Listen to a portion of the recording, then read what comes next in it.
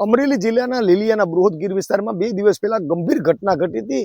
સિંહને એક 21 વર્ષના યુવાનને સિંહે ફાડી ખાધોની ઘટનાથી લઈને ચકચાર મચી ગઈ હતી। વન વિભાગ પણ દોડતું આવ્યું હતું। ત્યારે સૌથી મોટો ખુલાસો અત્યારે વન વિભાગ દ્વારા કરવામાં આવ્યો છે।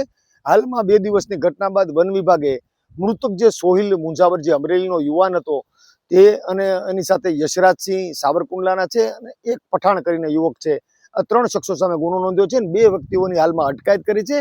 આપણે અત્યારે એ જ ઘટના સ્થળે પહોંચ્યા છીએ જ્યાં સિંહે હુમલો કર્યો હતો। આ એ જ જગ્યા છે કે અહીંયા સિંહે હુમલો કર્યો હતો અને સમગ્ર ઘટના છે તે અહીંયા ઘટી હતી।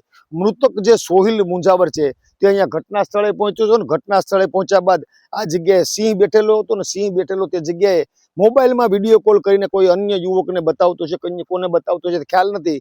બાદમાં સિંહે તેના નજીક આવી જતા સિંહે તેના પર હુમલો કર્યો હતો અને આ જ જગ્યાએ સિંહે તેનો શિકાર કરી લીધો હતો। બાદમાં જે ઘટના ઘટી બાદમાં વન વિભાગ દોડતું અહીંયા પહોંચ્યું હતું અને સમગ્ર ઘટના મામલે લોકો અહીંયા દોડી આવ્યા હતા અને જે ફોન હતો મોબાઈલ ફોન તે પણ અહીંયા મૃતકનો મળી આવ્યો છે। મૃતકના ચપ્પલ મળી આવ્યા છે અને જે મૃતક સોહિલના હાથમાં જે લાકડી હતી એ લાકડી પણ મળી આવી છે। હાલમાં વન વિભાગ દ્વારા રિકન્સ્ટ્રક્શન કરીને બંને આરોપીઓને અહીં સુધી લાવ્યા હતા। સમગ્ર ઘટના કઈ રીતે ઘટી હતી, શું થયું હતું તે સમગ્ર પૂછપરછ વન વિભાગે શરૂ કરીને અહીં સુધી લાવ્યા હતા। બાદમાં હાલમાં વન વિભાગ દ્વારા આ બંને શખ્સો સામે કાર્યવાહી કરી અને કોર્ટ સમક્ષ રજૂ કર્યા હતા અને બંનેને 2 દિવસની રિમાન્ડ આપી છે અને હજુ પણ આમાં કોણ છે તે અંગેની સઘન તપાસ વન વિભાગ દ્વારા હાથ ધરવામાં આવી છે। ત્યારે હાલમાં જે સિંહ હુમલાની ઘટના ઘટે છે હંમેશા સિંહોને દોષિત દેવામાં આવે છે, પરંતુ ઘટના આવી નથી।